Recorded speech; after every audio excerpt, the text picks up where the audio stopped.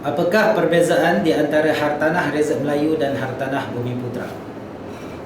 Sesebuah hartanah yang telah dilabel sebagai hartanah Rezerv Melayu dan dikenali sebagai hartanah Bumiputera adalah dua jenis hartanah yang berbeza.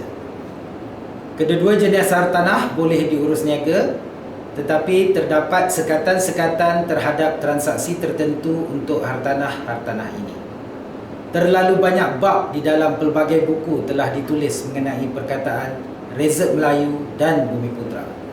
Tetapi ada yang cuba diutara di sini adalah apakah perbezaan kedua jenis hartanah ini berdasarkan undang-undang hartanah yang sedang berkuat kuasa di Malaysia pada masa ini.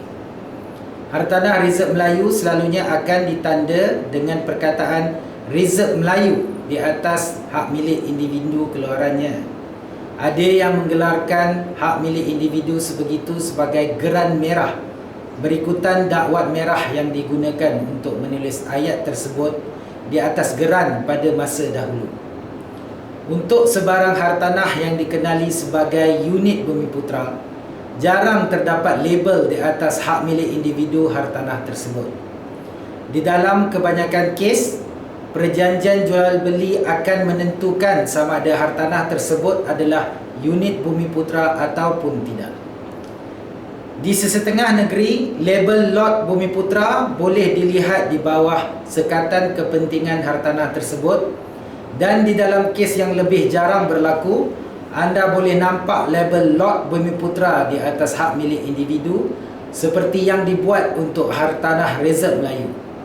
Terma lot Bumiputera banyak berkaitan dengan kuota Bumiputera yang telah ditetapkan oleh pihak berkuasa yang meluluskan pemajuan perumahan. Di dalam sesetengah kes, kuota ditetapkan untuk keseluruhan pemajuan perumahan tersebut dan memerlukan keempunyaan Bumiputera berada pada peratusan tertentu tanpa menyatakannya sama sekali di dalam perjanjian jual beli. Inilah mengapa pada awalnya kawalan sebarang transaksi Bumiputera lot berada di dalam tangan pemaju perumahan. Siapakah yang boleh melakukan sebarang transaksi ke atas hartanah Rezerv Melayu? Menurut Perlembagaan Persekutuan Malaysia, seorang Melayu didefinisikan di dalam artikel 160 subartikel 2. Yang pertama, seorang Melayu hendaklah memeluk agama Islam, bertutur di dalam bahasa Melayu dan mematuhi adat tradisi Melayu. Yang kedua, dia hendaklah sama ada berdomisil di dalam Persekutuan atau Singapura pada hari merdeka atau lahir di Persekutuan atau Singapura sebelum hari merdeka, atau lahir sebelum hari merdeka kepada ibu bapa di mana salah seorang daripada mereka lahir di Persekutuan atau Singapura. Secara kolektifnya mereka dikenali sebagai penduduk hari merdeka, atau adalah keturunan kepada penduduk hari merdeka. Inilah apa yang telah didefinisi sebagai Melayu di dalam Perlembagaan Persekutuan Malaysia dan digunakan untuk mendefinisi perkataan Rezerv Melayu di atas hak milik individu.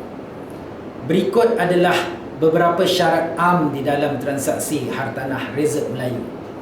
Hartanah Rezerv Melayu hanya boleh ditransaksi sesama Melayu.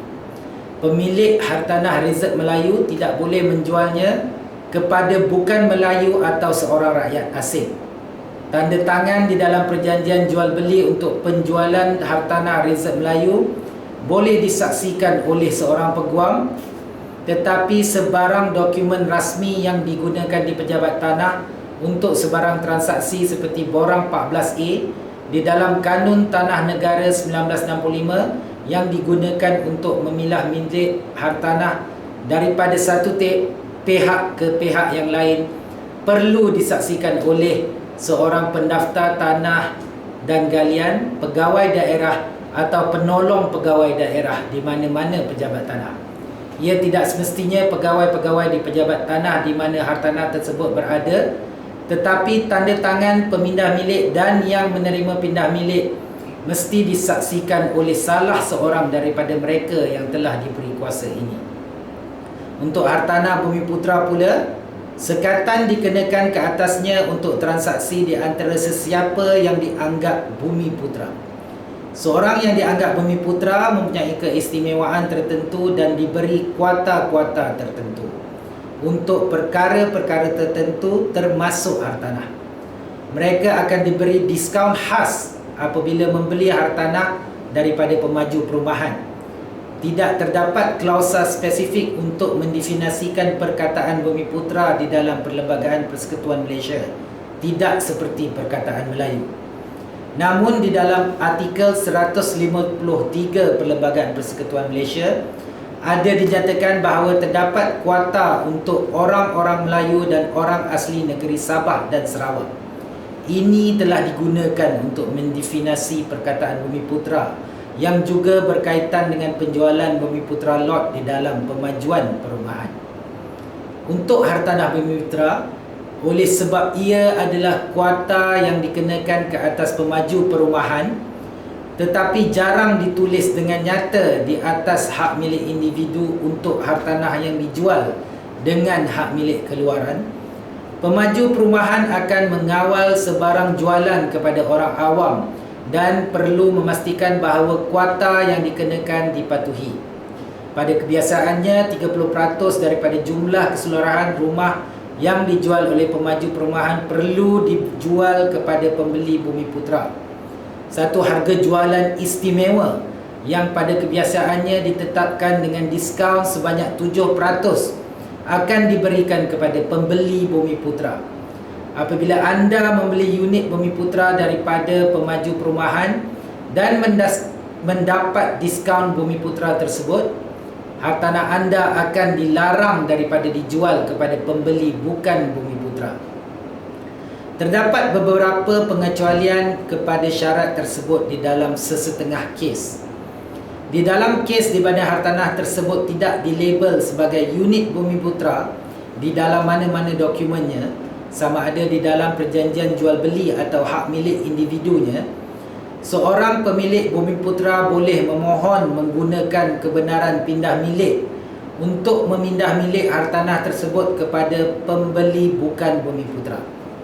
Sekiranya anda sebagai seorang bumi putera membeli hartanah tanpa dokumen hak milik individu, anda perlu memaklumkan kepada pemaju perumahan projek tersebut tentang niat anda untuk menjual hartanah tersebut, terutamanya jika anda menjual kepada bukan bumi putera. Pemaju perumahan tersebut perlu memaklumkan pula kepada anda sama ada pada waktu tersebut kuota bumi putera unit untuk keseluruhan skim perumahan tersebut berada pada peratusan kuota yang telah ditetapkan ke atas pemaju perumahan tersebut oleh pihak berkuasa yang berkenaan. Sekiranya kuota tersebut dilanggar, ada kemungkinan akan terjadi kerimutan untuk memindah milik hartanah tersebut kepada pemilik yang memegang hartanah tersebut ketika hak milik individu untuk hartanah tersebut dikeluarkan.